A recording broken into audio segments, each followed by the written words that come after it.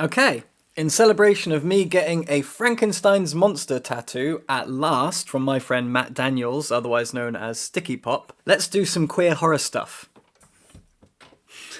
Here I have a stack of books that are either novels or short story collections. They are all horror, and they are all in some way LGBTQ+. The authors may or may not be queer, at least to my knowledge, but the protagonists, the themes of the story, there are queer elements to them. Let's dig into it. Two of the books on this list have gone walkabout, so I don't have them to show you, and one I read digitally, so I don't have that either. The rest, that's the sound of a stack. Let's start off with What Moves the Dead by T. Kingfisher, because it's at the top of the pile. I have no idea if T. Kingfisher identifies as any kind of queer, but here we have a retelling and a lengthening of Edgar Allan Poe's The Fall of the House of Usher.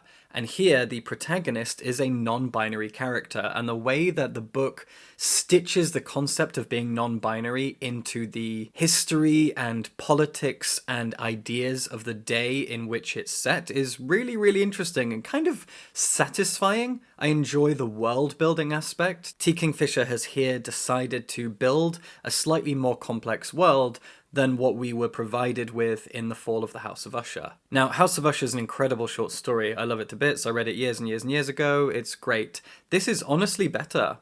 What Moves the Dead builds on everything that Poe did. As I said, our protagonist is a non-binary character who has come to visit two friends, a person that they were at war with and his sister. The two of them are both sick, and they are members of the House of Usher. The house is in ruins, and they're both ill inside, and our protagonist is trying to figure out what the hell's going on here. It's very, very daring to do something like this. I've talked about this in a previous video that was just dedicated to this novel. To take a classic and beloved piece of fiction from a specific genre by one of the most famous authors within the Gothic genre and dare to actually expand on it and try to enhance it, that takes guts, and Kingfisher really, really pulls it off. I think this is a fantastic little queer horror story. She actually aims to answer questions. She had questions when she read it. She wanted more of an explanation as to why things were happening. And the thing is about that, when you start asking and answering mystery questions, they stop being mysteries, they stop being interesting. That's very much not the case here.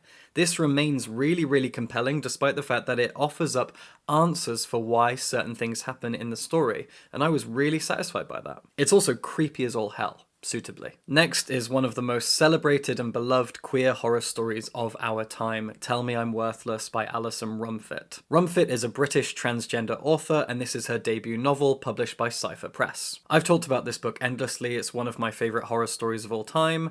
I've been lucky enough to meet and interview Alison, and at the time of recording, I've got her next book, Brainworms, ready to read. Tell Me I'm Worthless is a very unsubtle thing, suitably. It should be. When something is so politically charged, it shouldn't be subtle. It's a wrecking ball of anger at the current fascistic state of Great Britain. It's a story in two parts. One protagonist is a trans woman, and the other is her former friend, a cis woman who has become a transphobic bigot. They hate each other because when they were at university together, they went into a haunted house.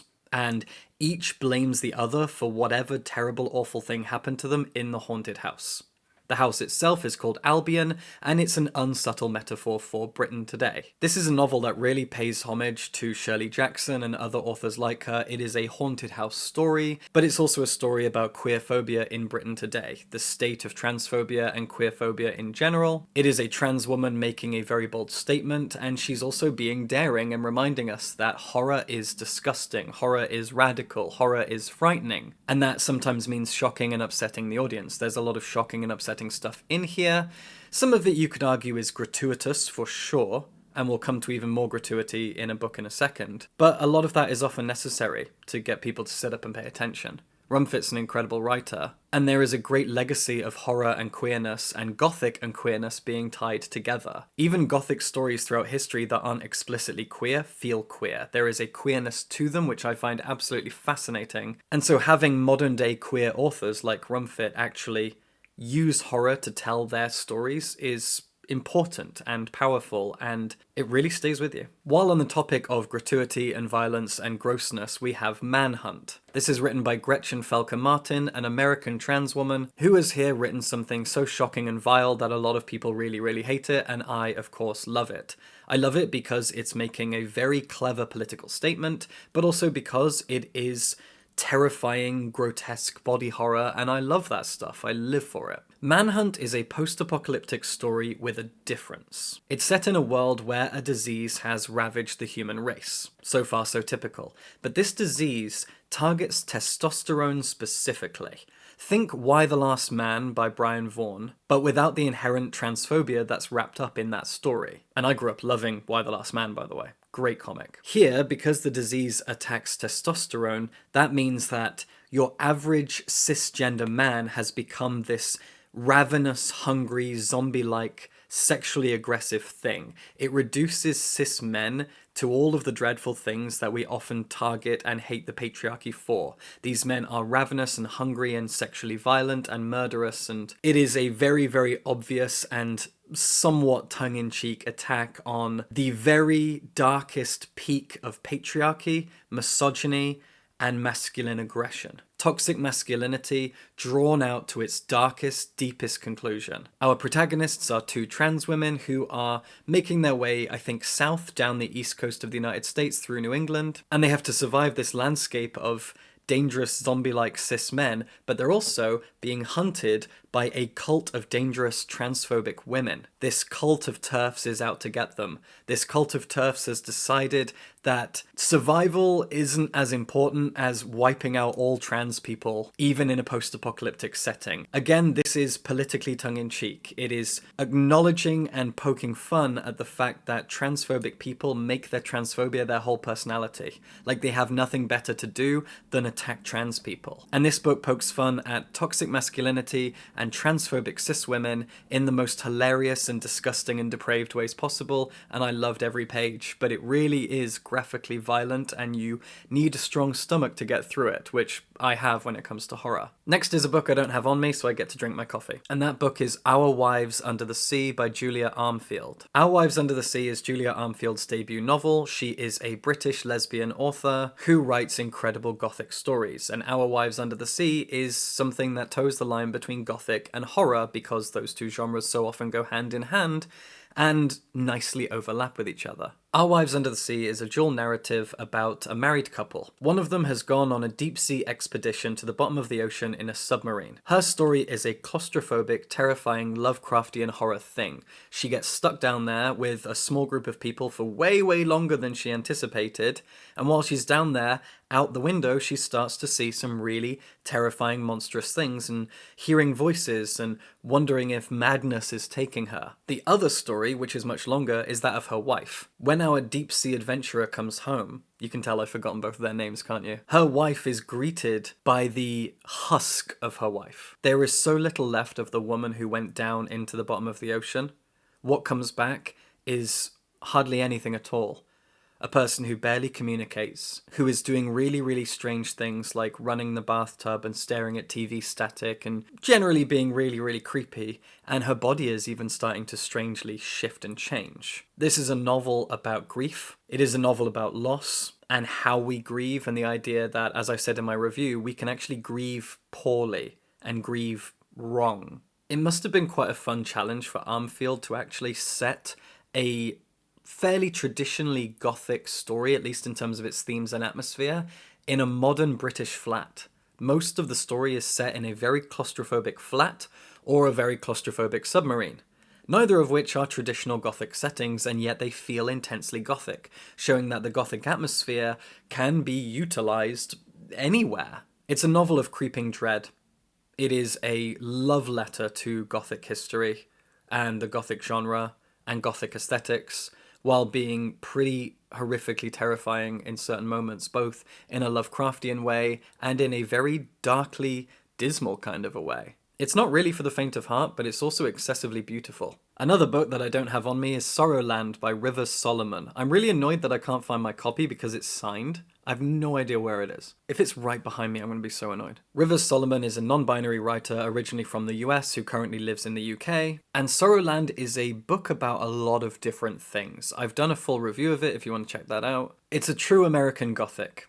And it's a book that explores cult mentality and cult behavior, and also the sort of relationship between cult behavior, American government, American history, and racism.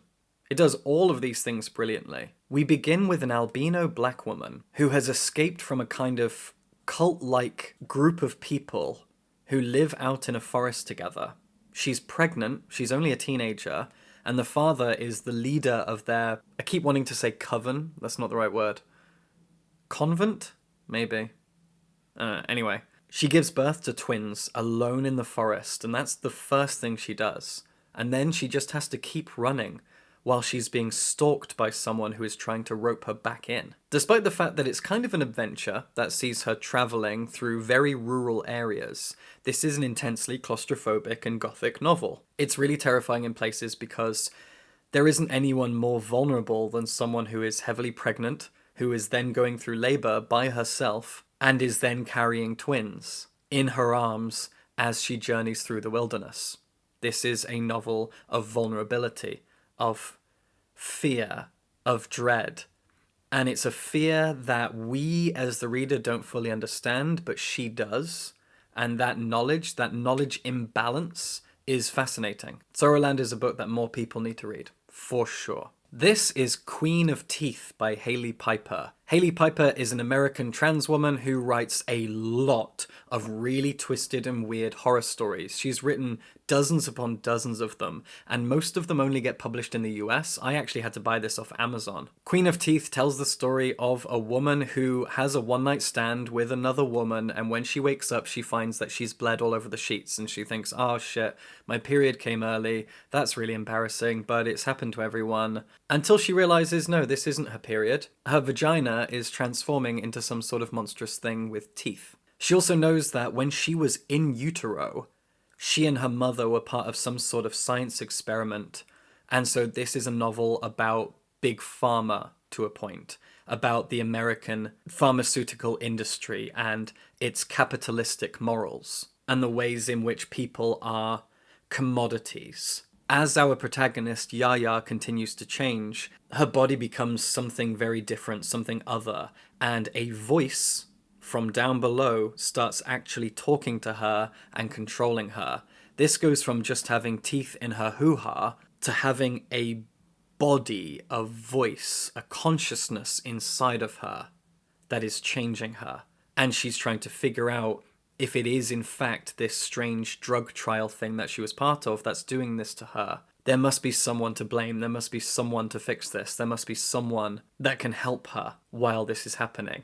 This is body horror at its most extreme, because it's happening to the protagonist. It's not torture, it's not physical aggression, it is happening from the inside. It's really, really brutal, it's really, really gross, and it's very, very poignant. I can't recommend it enough. The Cabin at the End of the World is one of my favourite American horror novels. I don't know if Paul Tremblay is queer or not, but here his protagonists are a gay couple. This was also recently adapted into a film by M. Night Shyamalan called Knock at the Cabin, which I haven't seen yet, but reviews from queer people were not positive. Apparently the changes he made turned it into something a lot more upsettingly homophobic, whereas I think, at least, that this is pretty decent queer representation from a potentially straight author. The Cabin at the End of the World is really, really simple. You've got a gay couple and their adopted daughter. They're hanging out at a cabin, I think in rural Massachusetts. Big, huge bloke comes up to the cabin and starts chatting with the little girl and says, your daddies need to let me into the cabin because the world is about to end and we can all save it together. And he says, I've got 3 more friends, the 4 horsemen, kind of, who are all going to come along and we're going to do stuff, I promise I won't hurt any of you, to try and save the world. You'll understand if you let me in. The whole novel takes place over the course of about 12 hours in this cabin while these 2 gay men are tied up by 4 horsemen of the apocalypse. I really love this novel. I've got a video on it as well if you want to check that out. Then we have the works of Eric Larocca. Eric Larocca has quickly become probably my favourite horror author. These books are incredible. Now again, I don't know if Eric Larocca is any flavour of queer or not, but all of his protagonists in all of his stories are almost always queer in some way. He often writes about lesbians and gay men, and he does so with real empathy and kindness. Things Have Gotten Worse Since We Last Spoke is a novella with 2 more short stories attached to it, and that main titular novella is about a woman who befriends another woman only online, and the 2 of them have a digital relationship. Everything written in here is epistolary in the form of DMs or emails between these 2 women, as one of them dominates the other and gets her to do increasingly horrible things for the sake of love, but also because they have a kind of financial connection. I kind of don't want to spoil anything else. I think that learning how they form their bond and seeing how their bond shifts and changes is so important, so please check it out. And then there's this, which I only just read, The Trees Grew Because I Bled There. This is a collection of 10 or 11 short stories that are intensely focused on body horror. This is Eric LaRocca really leaning into body horror. There are some really gross, disgusting stories in here. One, for example, is of a woman who wheels herself into the house of her lover because she doesn't have any feet anymore, because her lover took her feet and also took one of her eyes and also took her heart. And she is willing to give her lover everything, willingly give parts of her body away, bit by bit. Another story is about a woman who is obsessed with burning things, specifically bodies, and she's left in charge of her niece for a single day, and she's genuinely worried that she's going to end up killing and burning her niece. She doesn't trust herself. It's really bleak. Another story is a diary from the perspective of a woman whose wife has just been diagnosed with cancer, but her wife is also obsessed with weird performance art that involves bodily mutilation and even self-mummification. And it goes to some really trippy and strange places. And finally, we have Parallel Hells by Leon Craig. I left this till last because I don't have a lot to say about it. I'm kind of torn on it.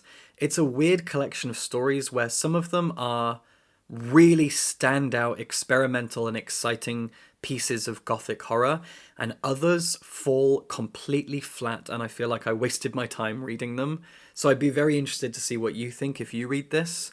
It's a queer collection of varied gothic and horror stories. Some stick the landing, some absolutely don't. I feel like it could have been refined and shortened to cut out some of the dead weight, but that's just my opinion. I'd be curious to see what you think if you read this. Parallel Hells is unique, but not always in a good way. That's all I've got to say about it, actually. Oh, and I also have a non-fiction recommendation, which is It Came From the Closet, which is an essay collection about horror cinema from queer perspectives. I reviewed it.